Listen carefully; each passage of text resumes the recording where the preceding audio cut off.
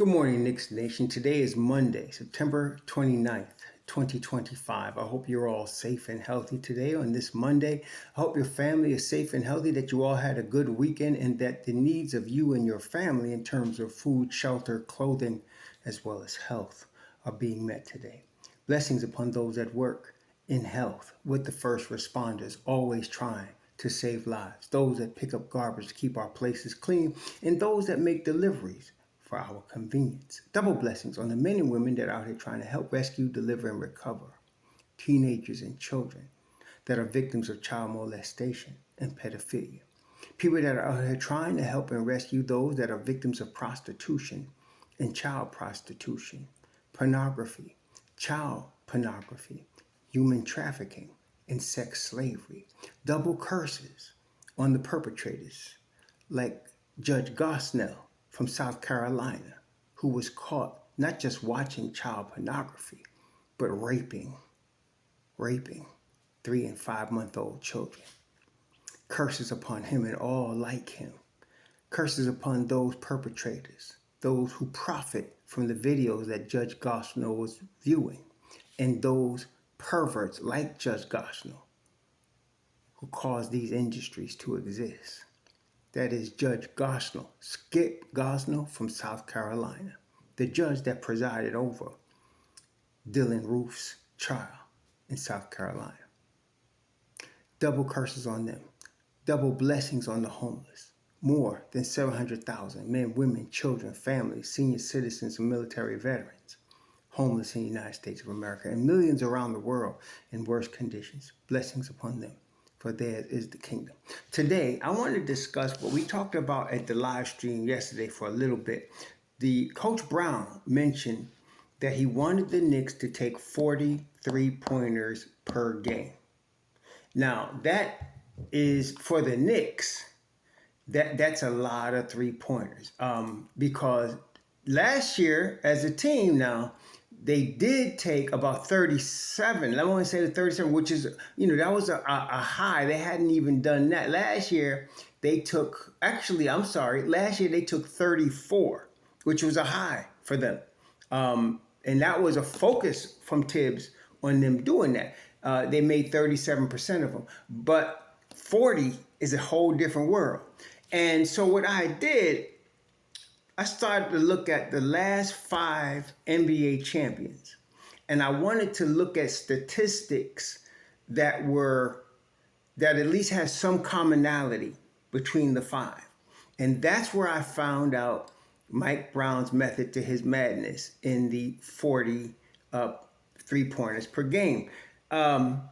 And I started with the 2020, 2021 Bucks. Look at the Bucks. Now, this is the thing. The interesting thing about these teams, not all of them had dominant regular seasons, but they all obviously had dominant playoffs. Bucks, for example, finished that year, who was the NBA champion in 2020, 2021, with 46 wins. That's not like a 60-win season.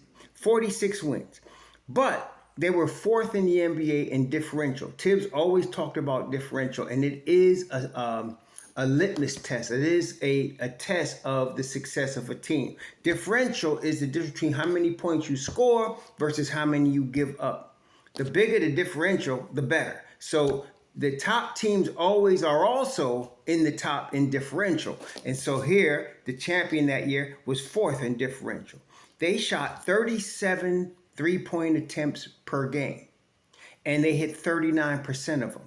They also had 48 rebounds a game, which you would expect with the Giannis Antetokounmpo and the Brook Lopez in that front line. They got 48 rebounds a game, and they did 26 assists per game, which is decent. That's not earth-shattering, but it was decent. So the key thing is they shot 37 three-point attempts a game, and they were 4th in differential.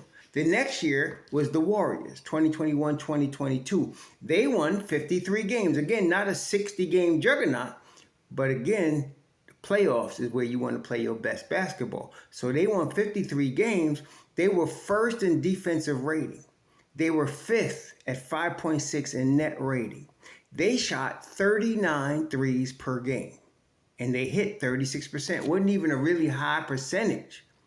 but they shot 39. And again, you expect that from a team that at that time had a Stephen Curry, and they still had Klay Thompson, and Draymond Green shoots threes, and they had Andrew Wiggins on that team, so they still had a nice 3-point shooting team. Obviously, I think Jordan Poole was on that team. They got 46 rebounds a game and 27 assists per game. That's a little bit better than that last one. But as you get closer to 30, it seems like that ball is moving better. Nobody would ever accuse the Golden State Warriors of having poor ball movement. That any team coached by Steve Kerr. But again, 39 3-point attempts per game, 5th in net rating, 53 wins that year. The next year was the Nuggets. Now, the Nuggets are the anomaly in this. They only shot 31. I say only, but they put up 31 3-pointers a game and hit 38% of them. Now, you would expect that because of the style of the transformational, generational talent, 3-time MVP, Nikola Jokic. He is not running. So you're going to run at a slower pace. Their pace was 23rd in the league. See, I always say you run pace, people want to focus on pace. Pace is something that happens as a result of other things that you're doing. It's not necessarily something you want to focus on creating. It's something that you want to have that is basically telling you you're doing a lot of other things. So like with them, that is the Nuggets, they were 6th in differential at 3.4. But they were 12th in points per game and 8th in opponents' points per game. So they were only giving up about 108 points a game or less that year. They were not giving up a lot of points per game, but they were playing good defense. Their pace was good. 43 rebounds is not earth-shattering, but they got 29 assists a game. Again, when you know how the Joker plays, the ball is going to move. You're going to get a lot of cutting and back cutting. And they had 29 assists a game, and they shot 31 threes a game, and they were 53 wins, and they won the championship that year. That's the anomaly, though. That's not the norm. If you look at the Celtics, 2023, 2024. They had a juggernaut, 64 wins. Anything over 60 and you a juggernaut, in my view. You bust out 60 plus wins, you a juggernaut. 64 wins. They were first in differential. 12 points game differential. First in differential. They were second in points per game. 5th in opponents' points per game. They were first in offensive rating. 3rd in defensive rating. They shot 43 3-point attempts per game, and they hit 39 of them. That's why they got 60 wins. They shot 43 3-pointers a game, hit 39 of them, and that's offense, but the differential tells you what they're doing on defense, in that they were beating teams by 12 points a game, number 1 in the NBA, 64 wins. They got 46 rebounds a game and 27 assists a game. Again, what I'm noticing with all of these teams is the assist number is usually above 25. The assist number is usually above 25 a game. And again, we're noticing the 3-point attempts are also high. So for the Knicks this past season, they averaged almost 28 assists per game, which is good. They only shot 34 3-pointers per game, which in what we're talking about, you don't want that. You want more, okay? Now, in order to get that, you got to get more stops, okay? So that was the thing, and that's what the Knicks got focused on this year. They got to get stops, keep that differential high, and get them threes up. So look, this past season, Oklahoma City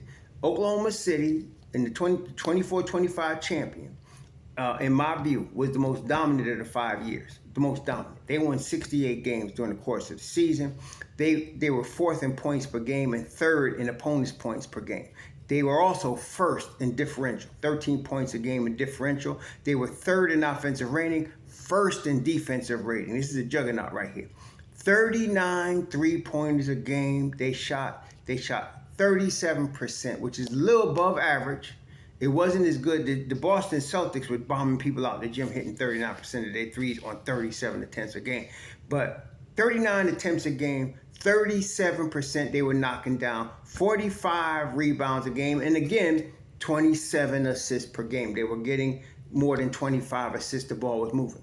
We remember during the tenure, Tibbs started focusing and he started mentioning they wanted more assists per game, because in the beginning of his tenure, the Knicks were consistently getting under 20 assists a game. The Knicks were consistently doing that. They were not moving that ball. There was a lot of one-on-one basketball, first with Julius Randle and then later with Jalen Brunson. There was a lot of one-on-one basketball. So that's why the assists were down. So now you're talking about Brown saying he wants Jalen Brunson more off ball, because off ball gives Jalen Brunson a chance to catch and go. Okay, you started really back with Carmelo Anthony. Carmelo Anthony, even Phil Jackson, and terrible president, probably one of the worst president basketball operations we ever had. But he was talking about ball stoppers. Okay, and he was talking about Carmelo Anthony. Ball stoppers might be great one-on-one players, but that's not how you win championships. Defense and ball movement, as you can see, is how you win championships. So the year before last, the Knicks got 24 assists a game. Okay, and then the year before that, when you look at 22-23, look at that. The Knicks were getting 23 assists a game. So this Tibbs was steadily trying to push them for more assists. They had 36 threes a game in 22-23. So he was trying to get that right. The problem with Tibbs, one of my dear subscribers, and I like this guy, so I'm not going to say his name, but he said, well, Tibbs got fired because he wouldn't pay zone. No, that's not why he got fired. He got fired because he wasn't getting the most out of his roster. And the reason he wasn't getting the most out of his roster is because he wasn't playing more than 8 guys. When you had at least 10 he could play. The champions, like for example, last year's Oklahoma City team generally played 11 guys every game. Generally played 11, okay? And some, most times that was it, between 10 and 11. Same with Indiana, 10, 11, 9, 10, 11 most games, 10 at least. So that's the new game, okay? And I'm not going down Tibbs because those two teams found this formula before everybody else, okay? That's why they was winning. Now everybody's going to find the formula, including the Knicks, right? So you're going to get 10 a game with Brown, sometimes 11.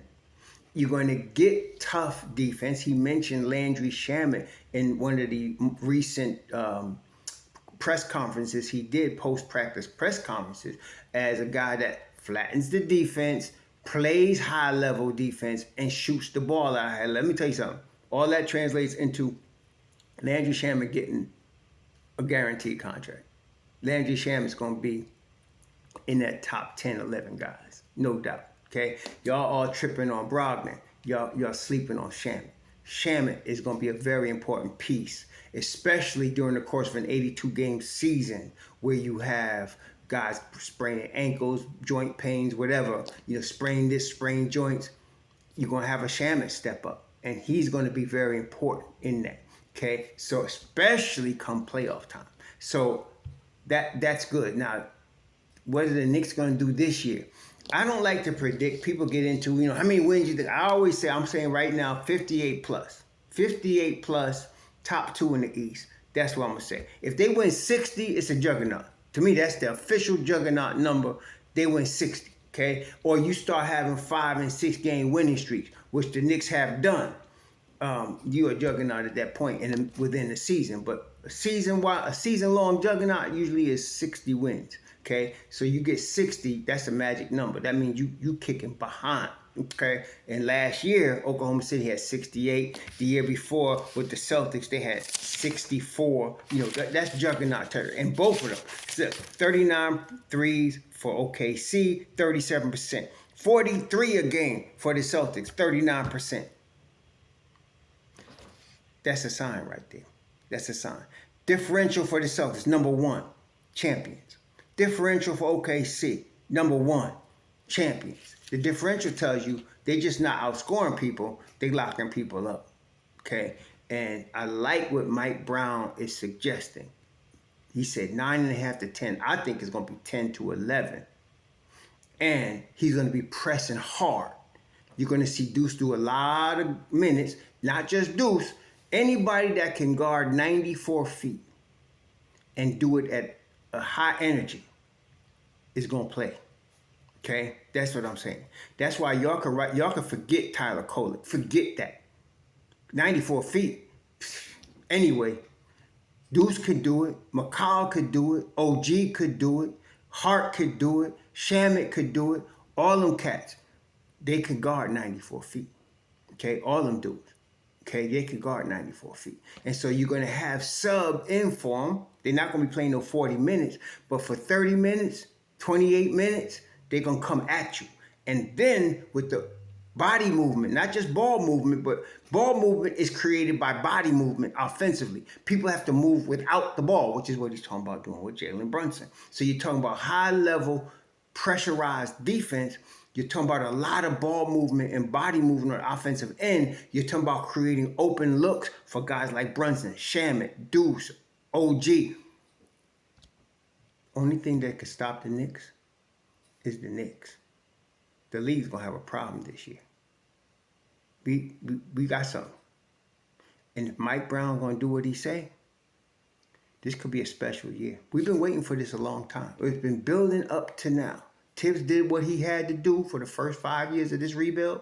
Now we in win now championship mode. The Don did what he had to do, and here we be.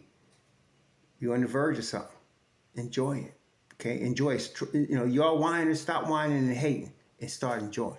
Because I think we got something here. Just because they lose a game or two don't mean it ain't going to be a juggernaut. We got something here. Y'all enjoy your Monday. Sure.